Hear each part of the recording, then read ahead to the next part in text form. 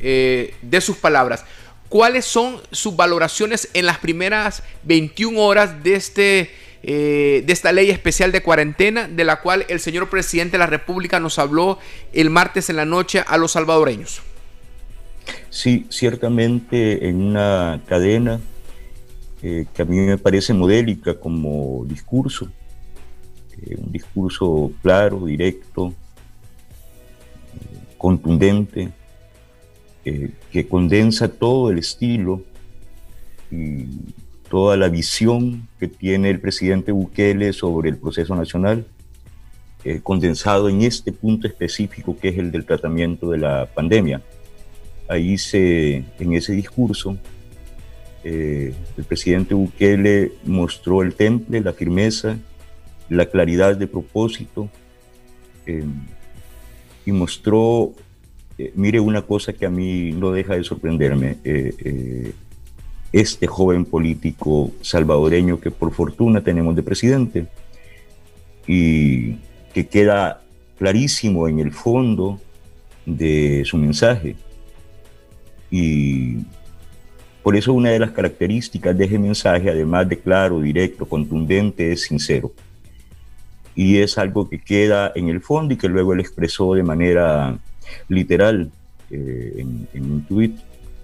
Es decir, la decisión del presidente Bukele de jugarse su puesto como presidente y jugarse hasta la cárcel en función de preservar la salud y la vida del pueblo salvadoreño. Esto lo dijo de manera textual.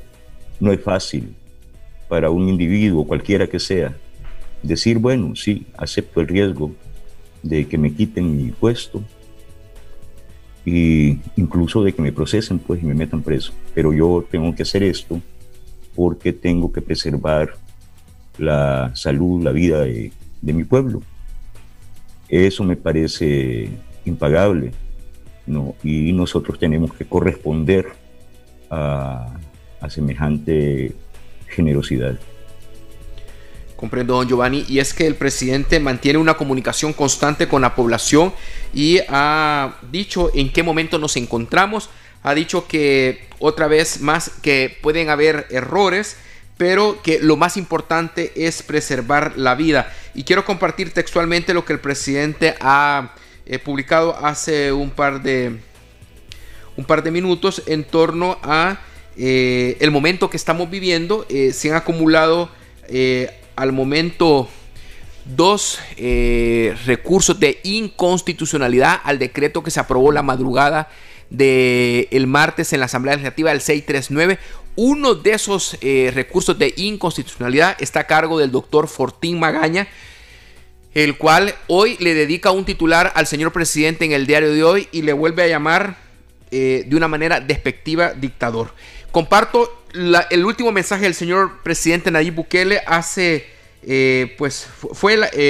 esta mañana. Dice lo siguiente: con todos sus defectos, está hablando de esta cuarentena, con todos sus defectos, con todas sus imperfecciones, con las molestias que genere, con los ataques que le hagan, en esta cuarentena nos jugamos el futuro de nuestro país y la salud y las vidas de nuestras familias. Así de sencillo. A eso me refería, José Luis, a ese tono y a esa sinceridad que es muy difícil, sobre todo en política, ¿no? Un político que quiere mantener popularidad y que quiere quedar bien siempre con sus electores, con su pueblo, ganar más popularidad, pues sí, jamás diría o haría estas cosas, pues. Pero ahí está esa claridad de propósito de la que yo hablo y esa firmeza, ese temple. Cuando lo que importa no es tanto objetivos políticos, partidarios, como el objetivo supremo de preservar la salud, la vida, el bienestar del pueblo. Y mire, José Luis, es que no hay que darle muchas vueltas. En esa conferencia quedó claramente explicado, circunstanciadamente, de manera muy precisa, cuál es la situación, incluso de manera comparada con lo que está pasando en el mundo, en Estados Unidos, en Brasil, en Europa, puso el caso de México, el caso de Ecuador, de Perú, de Brasil, y fue comparando los números, que son verificables, por supuesto, y cómo estamos nosotros. Y es que nosotros la primera fase, con el tratamiento de las primeras decisiones, que fueron radicales, que fueron muy firmes, con el tiempo, por múltiples factores, incluyendo el azuzamiento de los adversarios del presidente y de quienes quieren abrir ya sus negocios, como lo dijo el señor Rafael Castellanos y como reiteradamente lo dice Javier Simán, Miguel Ángel Simán, don Ricardo Simán, no sé qué otro Simán, pero están preocupados por abrir ya sus negocios, sus empresas. Pero justamente ese afán coincide, yo repito, esta es una guerra con el tiempo, contra el tiempo, ¿no? Entre la velocidad de contagio del virus y las posibilidades de contención de ese contagio. Esta es la guerra y tiene fases, ¿no? Bueno, entonces cuando el ataque contra la cuarentena se volvió más intenso, es precisamente cuando estábamos entrando a la fase más crítica. Y aquel domingo nefasto allá en la Asamblea Legislativa, hace 2 domingos. Sí, señor. Cuando Margarita Escobar dice, al filo de la medianoche es que tenemos que encender ya, el martes, los motores de la economía. Eso coincide con que los empresarios, grandes empresarios, empiezan a mandar comunicaciones a sus empleados de que tienen que regresar a sus trabajos. Y llega ese desgraciado fin de semana en el que la gente se desbordó, salió a las calles, la gente se descontroló y salieron a comprar bisutería, a hacer nada, a aglomerarse. Claro. Cuando pasó esto, es que se nos fue de las manos la situación, porque estaba coincidiendo ese momento con la entrada al pico de la pandemia, es decir, a la zona más crítica, al contagio comunitario total, ¿no? Y habíamos llegado a 65 casos positivos en un solo día, detectados. Esto no quiere decir que solo sean 65. Correcto. ¿No? Detectados. La mayoría en San Salvador, que es donde está la mayor parte de la población. Comprendo. Entonces, no había más alternativa que tomar una decisión muy, muy radical, muy dura, que sin duda, como el presidente lo dice, sin ningún subterfugio, va a causar muchas molestias, muchísimas molestias. Y no es que puede haber problemas, va a tener problemas. De hecho, ya los empezó a expresar. Porque en esto, y que no les extrañe, y ahí les va a seguir molestando, va a provocar muchas quejas y muchos reclamos. Sí, hay improvisaciones, por supuesto que sí. Porque es que, como ya lo hemos repetido tanto, nadie estaba preparado para esto. Okay. Y encima hay un boicot. Entonces la respuesta acelerada del presidente, bueno, provoca que las cosas tienen que hacerse sobre la marcha, corriendo y amarrándose los cordones de los zapatos al mismo tiempo. Comprendo. Giovanni, hay adversarios del presidente, sí. Hay posiciones encontradas para el presidente, sí. Hay unos grupos de abogados constitucionalistas que están sacando análisis en donde ven inconstitucionalidades, tanto en el decreto 639 de la Asamblea Legislativa de esta madrugada del martes, aprobado por 60 votos, como en el decreto 22 que entró en vigencia hace 20 horas. Sí. Uno de los que ha cuestionado todo esto de la cuarentena especial, es el doctor Fortín Magaña. Sé que a usted no le parece ese señor, pero él ha presentado un recurso ante la Sala de lo Constitucional por el decreto legislativo del martes. El lunes llevó Karim Bukele a la Asamblea. Y quiero compartir el artículo con el que desayunamos esta mañana, que publica el diario de hoy, que lo titula Las locuras de un emperador. Hoy, dice, a 11 meses de haber tomado posesión, ha quebrado el país con miles de millones en nueva deuda, haciendo gala de una intolerancia absoluta y más abyecto de los desprecios por la ley y la Constitución, mientras muchos aplauden como focas sin saber por qué. Esta es la visión del señor Fortín Magaña. No sé si a estos ataques se estaba refiriendo el señor Nayib Bukele cuando puso ese tuit de esta mañana. No creo. ¿Me recuerda con cuántos votos fue aprobado en la Asamblea los 60. dos decretos? 60 votos, ¿Perdón? señor. 60 ¿No votos, 60 votos. ¿No fueron 65? No, el decreto de la madrugada fue 60. Después está el de los 1.000 millones de dólares, que ese sí fue de 65. Bueno, ese es el del endeudamiento. Bueno, entonces abyecto y loco o imperial, el presidente Bukele. ¿Y cuántos diputados? 65.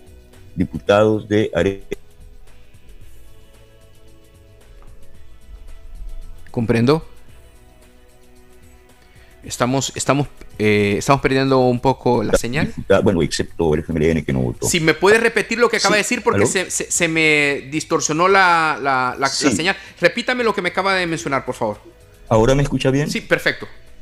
Le quiero decir que abyecto, imperial o esos adjetivos hay que ponerlos en la cuenta de 65 diputados, entre los cuales están diputados de Arena, toda la bancada, diputados de PCN, toda la bancada, diputados de Gana, toda su bancada, y excepto el señor Parker, otro señor y todo el FMLN. Pero esa locura, esa abyección de la que se habla, está aprobada y respaldada y fue votada, discutida y aprobada por 65 diputados, que es mucho más que la mayoría simple en la Asamblea. Entonces aquí todos estamos locos, pues. Comprendo.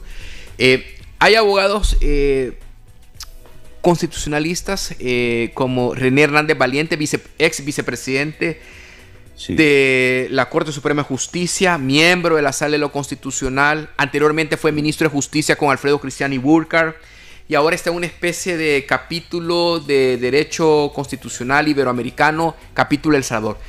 Dice que este decreto de la Asamblea Legislativa es inconstitucional, pero es un decreto nulo, porque está restringiendo garantías constitucionales cuando detiene la movilización de las personas. A través del DUI se establece quién tiene derecho para salir a comprar, quién tiene derecho para ir a comprar sus medicinas, incluso para movilizarse o restringir la movilidad de un municipio a otro municipio. Eso lo dice René Hernández Valiente. Yo no sé si este decreto 22, que también es el que está operativizando esta ley de cuarentena especial, decía el señor presidente el martes en la noche, tiene algunos vicios de inconstitucionalidad que han sido cuestionados a lo largo, pues, de todo el día y anoche. Sí, claro, José Luis.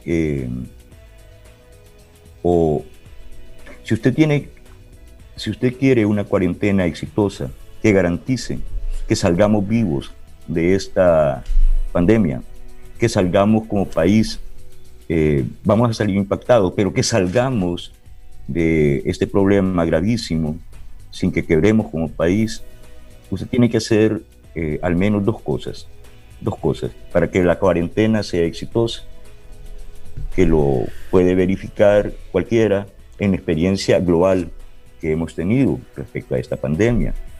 Primero, usted tiene que restringir libertades. No se puede hacer una cuarentena sin restringir libertades. No se puede. Y la otra es garantizar la comida de la gente en cuarentenada, es decir, la de los más humildes, la de los más vulnerables, ¿no? Esas son dos cosas que tiene que hacer. Si usted quiere quebrar la cuarentena, romper la cuarentena, bueno, entonces levante las restricciones por inconstitucionales y niegue los fondos, los recursos para la compra de los paquetes alimentarios. Esas dos cosas estuvieron haciendo antes de esa votación. Esas fueron las dos cosas que hicieron. El día que empezó aquel domingo y que concluyó de manera trágica el fin de semana pasado. Eso fue lo que pasó. Levantaron las restricciones, nos dieron la impresión de que ya no había cuarentena, por eso salió toda la gente, ¿no? Esto en un plan deliberado, y le habían negado los fondos en la sesión plenaria, 2 sesiones plenarias antes, cuando nos quisieron estudiar los 5 puntos de reactivación económica que el presidente les mandó. Claro. Entonces rompieron la cuarentena, pero en el momento más crítico, donde nos jugamos la vida como nación. Bueno, ¿cuál es el alegato? La ley y la economía, la legislación y la economía, la constitución y la economía. ¿Qué hemos hablado? Este es el juego. ¿Cuál es el fin último de la constitución, que es el pacto social que nos rige a todos los salvadoreños, que es el máximo consenso? ¿Cuál es el máximo objetivo de tener una constitución y de tener una república? Res pública, cosa pública. Eso quiere decir, ¿cuál es el máximo objetivo de eso? El bienestar del ciudadano. Ok. Perfecto. ¿Me escucha, Giovanni? Estamos esperando que se restablezca la señal. Giovanni Galeas está con nosotros esta noche de jueves 7 de mayo del año 2020. Estamos tratando de restablecer la conexión. Mientras tanto, le quiero informar que a eso de las 8:45 minutos vamos a habilitar el teléfono en cabina. Vamos a hacer una pausa y restablecemos la conexión. Esta es La Noche con José Luis Solórzano. Número telefónico en cabina para que ustedes comiencen a llamar y a ver si interactuamos de una vez por todas con Giovanni. 2243-9222. Transmitimos en vivo. Volvemos. Ya regresa La Noche con José Luis Solórzano. En vivo por Órbita TV.